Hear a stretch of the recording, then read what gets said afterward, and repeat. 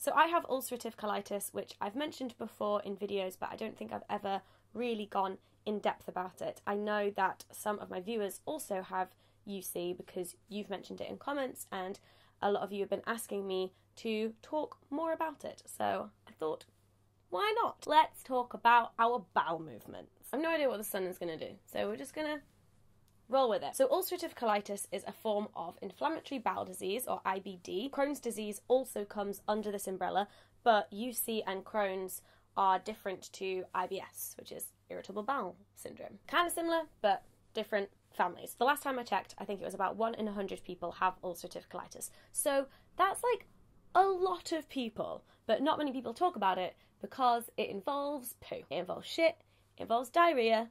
It's just not sexy. The first thing you need to know about UC is that it affects everybody differently. I suffer in a very specific way. A lot of people that I've spoken to with UC just have completely different experiences. I would consider myself very lucky because I have not had a serious flare-up in 10 years. So, touching wood, touching wood. Not many people talk about UC so publicly and openly, and so I thought that I would just explain how UC has affected me throughout my life. So hopefully this will bring some comfort to those of you who also have UC, and for those of you who don't, maybe it will open your eyes to a whole new disease that you never heard of. I was diagnosed when I was 7 years old. Between the age of 7 and 15, I had a whole bunch of flare-ups. So I had the one when I was 7, I had one when I was 9, one when I was 12, and then 14, and then 15. A lot of people have colitis symptoms constantly. For me, I have 0 symptoms until I have a flare-up, and then it's like...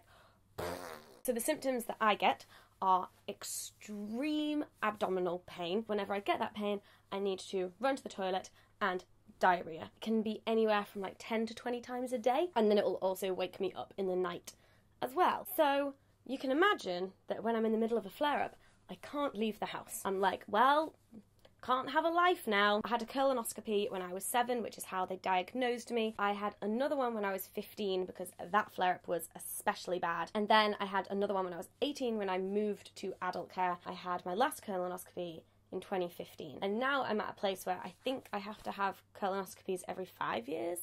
So I will be due another colonoscopy in 2020. To be honest, at this point, I don't really mind the colonoscopies at all. The only bit I do mind is taking the medicine beforehand to empty your bowel so that they can like have a proper good rummage around up there. There's a couple different types of powders stuff that you mix with water in order to like basically shit yourself constantly for 24 hours. One of them is called Moviprep, which is orange flavoured, and I hated it. I ended up going for my colonoscopy appointment, and because I didn't drink enough of it because it was so awful, my bowel was not prepped enough and we had to book another appointment. I feel bad wasting NHS time, but I was like, I can't drink this. Now they give me this one called Picolax, and Picolax is meant to be more blackcurrant flavoured. Still revolting, but I'm not like actually like...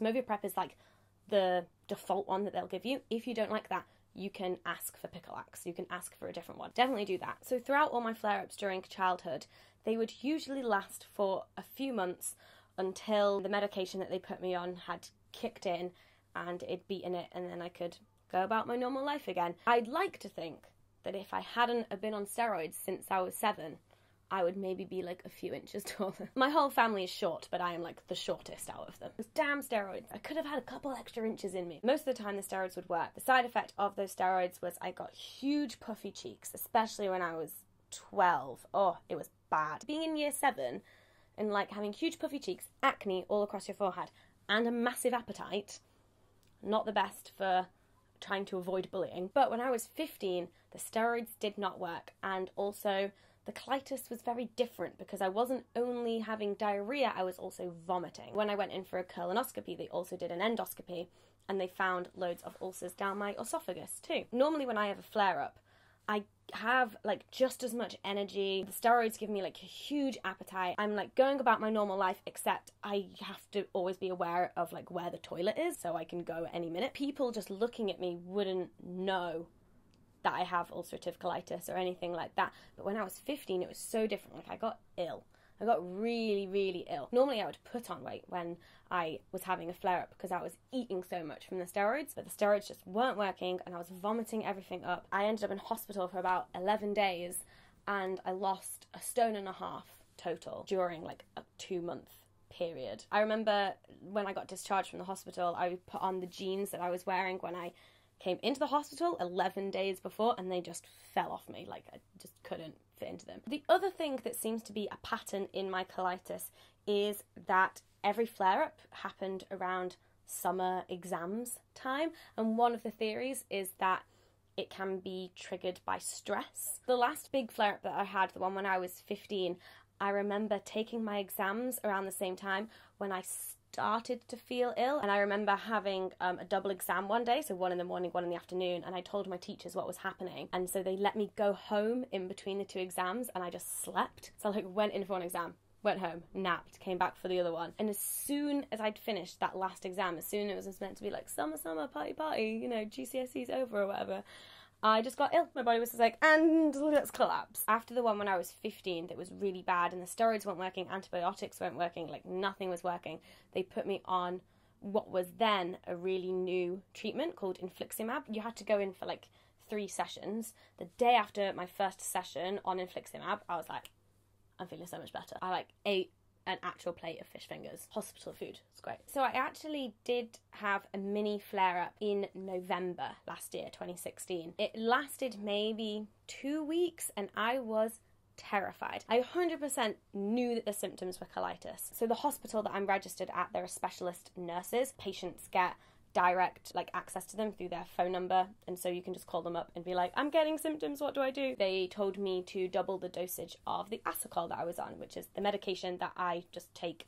constantly, and you know, I'll be on meds for the rest of my life now. I doubled my dosage and I changed my diet a little bit, and it did not turn into a full-blown flare-up.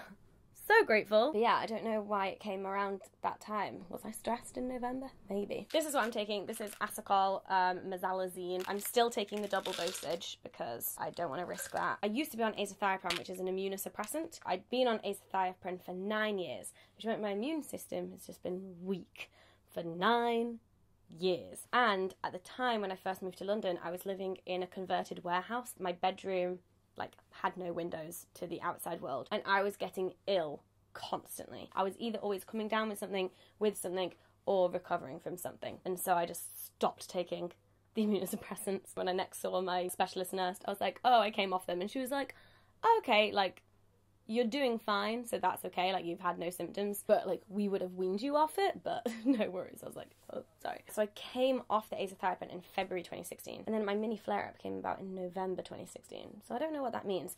But also around that time when I had the flare-up, I think I was just being really lazy and forgetting to take my pills. So take your pills, Witton. One thing that I really do want to say is that yes, I may seem really happy and chirpy and fine talking about this in the video, but you know, I'm not currently experiencing symptoms, I'm not currently in a flare-up. Having colitis is just shit. The amount that it disrupts and kind of ruins your life for however long of a period you experience a flare-up, or if it's something that, you know, you continuously have to manage and live with, it's just it's just not great. I just know that this is going to be something that I have for the rest of my life, and I never know, you know, 100% how healthy I am, if it's gonna, you know, rear its ugly head again. Thank God for the NHS. Bloody love the NHS. I get appointments at the hospital every 6 months. I got direct access to the specialist nurses there if I ever have any problems, and every 5 years I have a colonoscopy, and I don't have to pay for a thing. Thank you so much for watching this video. Please give it a thumbs up if you enjoyed it, and let me know in the comments if you have UC or Crohn's or IBS or any other pre-existing condition, something that you just now have to live with. You know, nice to have a bit of a little support group going on in the comments. Don't forget to subscribe because I make new videos every week, and I'll see you soon. Bye!